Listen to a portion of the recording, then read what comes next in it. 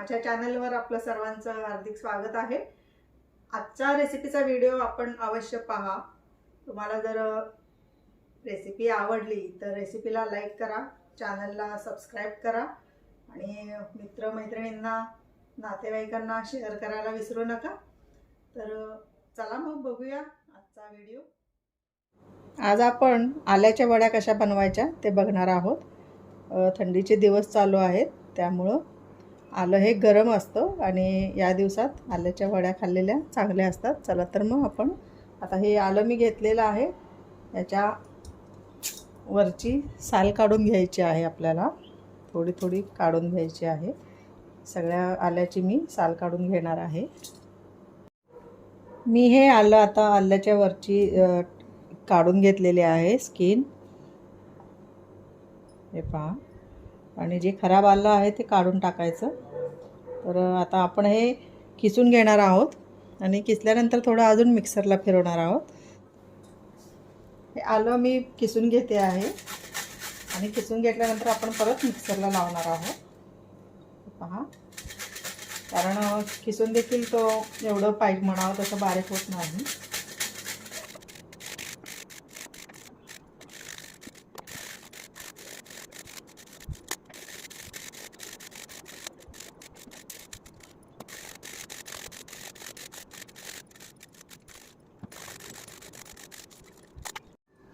आपण हे आलं आता पूर्ण किसून घेतलेलं आहे, पहा। याच्यामध्ये जे फायबर असतं, जे चोथ्यासारखं तंतुमय पदार्थ असतात ते सुद्धा यामध्ये सगळे असे घ्यायचे आहेत, हे पहा। आणि आपण आता हा किस आल्याचा किती आहे ते वाटीने मोजूया।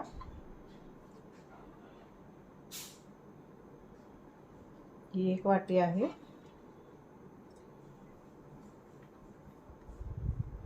परफेक्ट 2 वाट्या हा आपला किस झालेला आहे, हे पहा। जास्त दाबायचं पण नाही आणि वरतून असं जास्त हे पण नाही करायचा। हा 2 वाट्या आल्याचा किस आहे।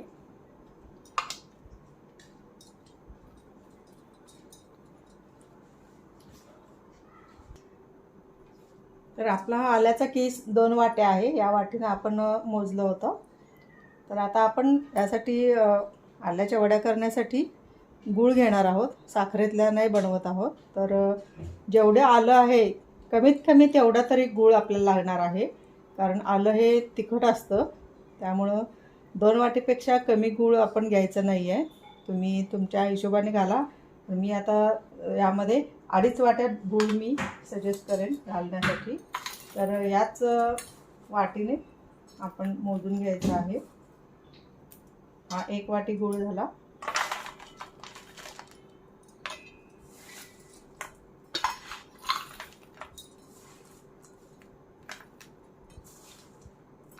हा 2 वाट्या झाला आणि अजून मी अर्धी वाटी घेणार आहे,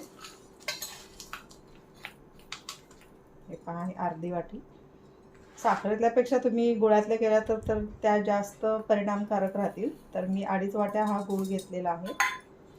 2 वाट्या आल्याच्या किसासाठी 2.5 वाटी गूळ घेतलेला आहे।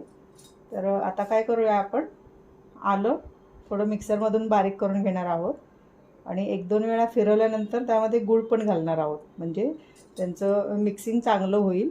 चला मग आपण आता मिक्सरमध्ये करून घेऊया। मी आता हे आल्याचा किस आपण 3 भागामध्ये डिवाइड करूया असा, म्हणजे 3 वेळा मी मिक्सर लावेन। एकदम लावू नका, लोड येईल मिक्सरवरती। तर आपण आता एक भाग आल्याचा घेऊया।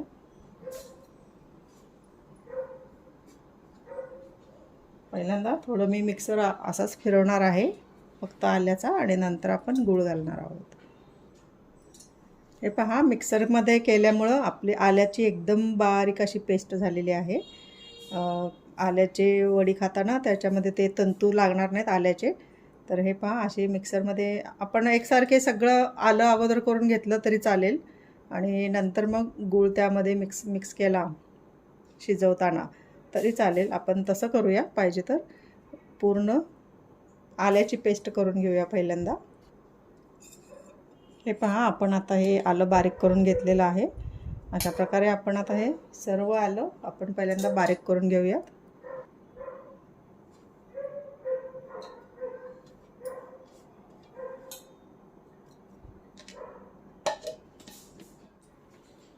आपण आता सर्व आलं असं बारीक करून घेतलेलं आहे.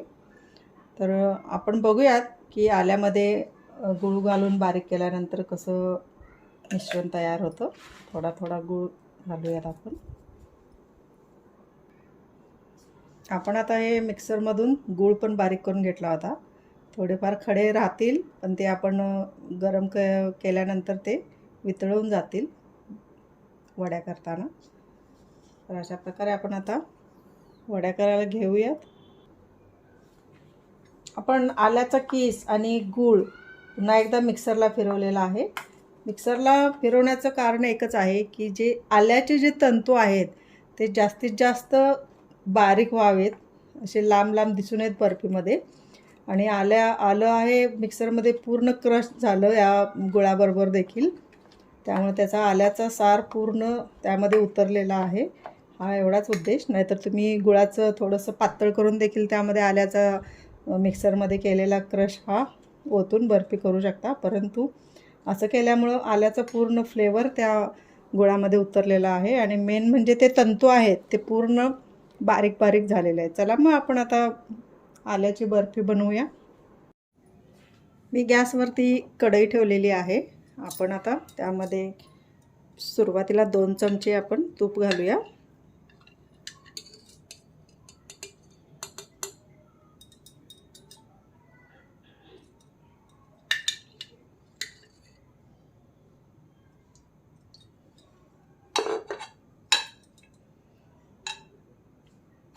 तूप पातळ होण्याची वाट बघूया.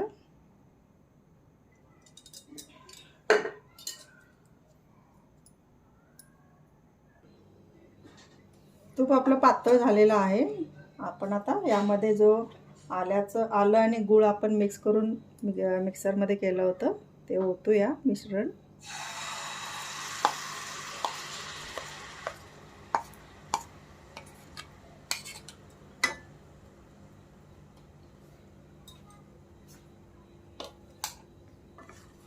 आता हे आपण मिश्रण सर्व ढवळत राहायचं आहे आणि आटवून घ्यायचं आहे. म्हणजे आलं आणि गूळ शिजवून घ्यायचं आहे आता आपल्याला.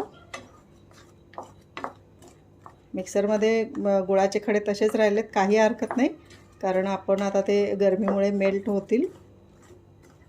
खडे मी एवढ्यासाठी गुळाचे असेच राहू दिलेत, कारण आपला उद्देश होता की ते आल्याचे जे तंतू आहेत ते क्रश होऊन जरी मोठे मोठे धागे असतील तरी ते बारीक झाले पाहिजेत. तर आपण आता हे आटवून घेऊया मिश्रण. अधूनमधून आपण हे हलवत राहायचं आहे मिश्रण.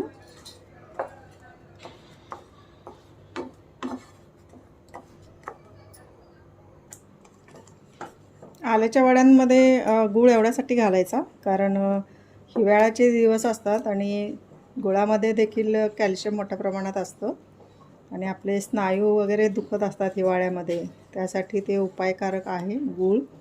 शक्यतो गुळामध्येच पदार्थ करावेत. डिंकाचे लाडू असोत, अशा तिळाच्या बर्फ्या, तिळगुळ असोत, तिळाचे लाडू असोत, त्यामुळे मी यामध्ये गूळ घातलेला आहे.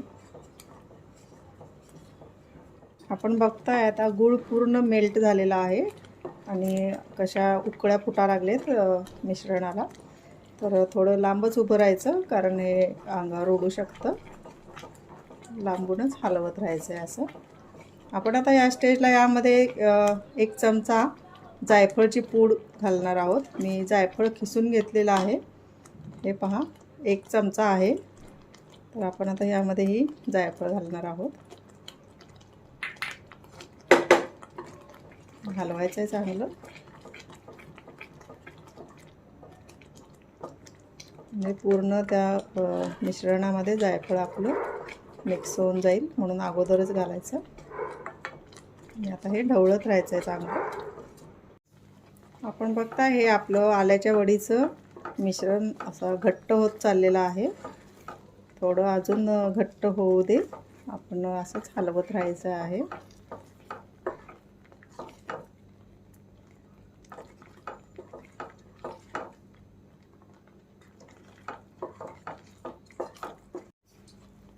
आपलं हे आल्याच्या वडीचं मिश्रण आता बऱ्यापैकी आटलेलं आहे. आपल्याला हे पहा आता थोडं गॅस बंद करूयात. किती शाईन आले बघा त्याच्यावर तुपामुळे.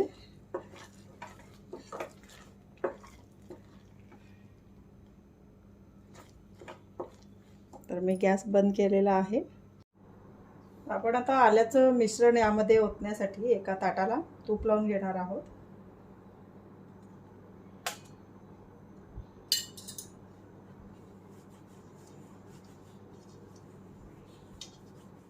आता या ताटामध्ये मी हे मिश्रण ओतणार आहे.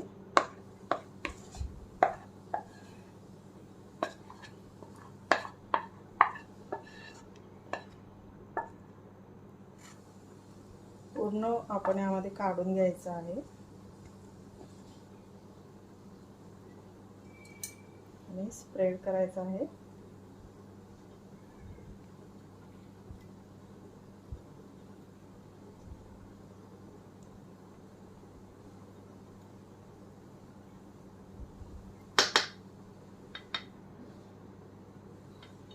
आणि थोडं थंड होऊ द्यायचं आहे आपल्याला हे मिश्रण. आपण थंड होण्यासाठी असंच ठेवूया थोडा वेळ. प्लेन करायचं आहे वरून.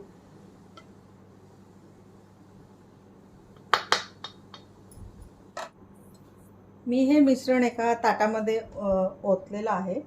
हे पहा, वरून थोडंसं थंड झालेलं आहे. तुम्हाला जर वड्या करायच्या नसतील, मी हे एका स्टँडवरती ठेवलेलं आहे जेणेकरून लवकर थंड व्हावं. तुम्हाला जर वड्या बनवायच्या नसतील तर आता हे पहा, हे घट्ट होत आलेलं आहे इथून.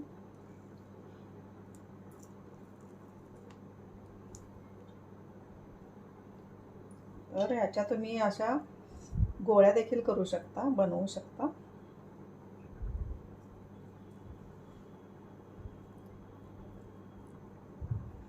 हे पहा, अशा आलेपाकच्या अशा गोळ्या बनवू शकता तुम्ही.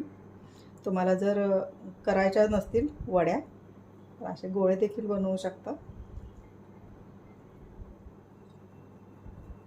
हे पहा, थोडंसं तूप लावायचं हाताला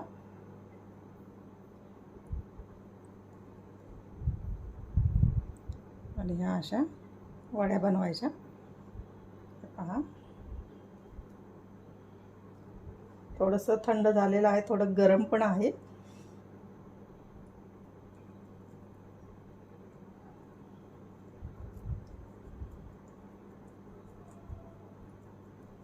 हे पहा, अशा वड्या देखील तुम्ही बनवू शकता.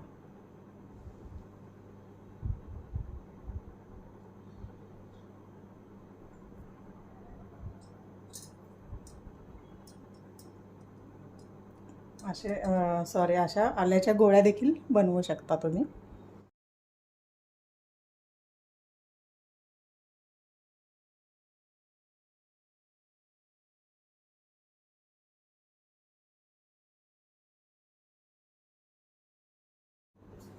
आपण हे वड्यांचं मार्क करून ठेवलं होतं. मी थोडा वेळ फ्रीजमध्ये ठेवलं थंड होण्यासाठी. तर आपण बघूयात आता वड्या कशा काढूयात आपण.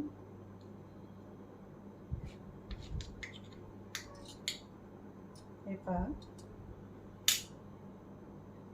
अशा आपण वड्यांचे मार्क करून ठेवले होते. मी थोडा वेळ फ्रीजमध्ये ठेवल्यामुळे अजून चांगल्या सेट झालेल्या आहेत.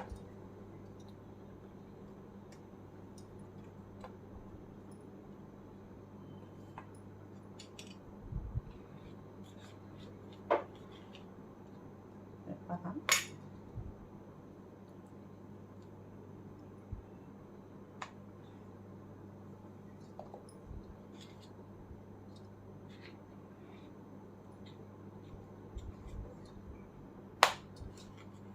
हे पहा, मस्त वड्या निघतात.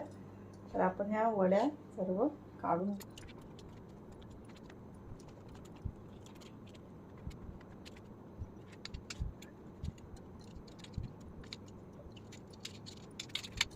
आपल्या आल्याच्या वड्या ह्या तयार आहेत. हे पहा, छान झालेले आहेत. आणि ज्या छोटे छोटे तुकडे पडले होते वड्यांचे कडेचे, त्याचे आपण अशा गोळे केलेले आहेत छोटे छोटे. तुम्ही अशा या फॉर्ममध्ये देखील करू शकता, वड्या नसतील करायच्या तर.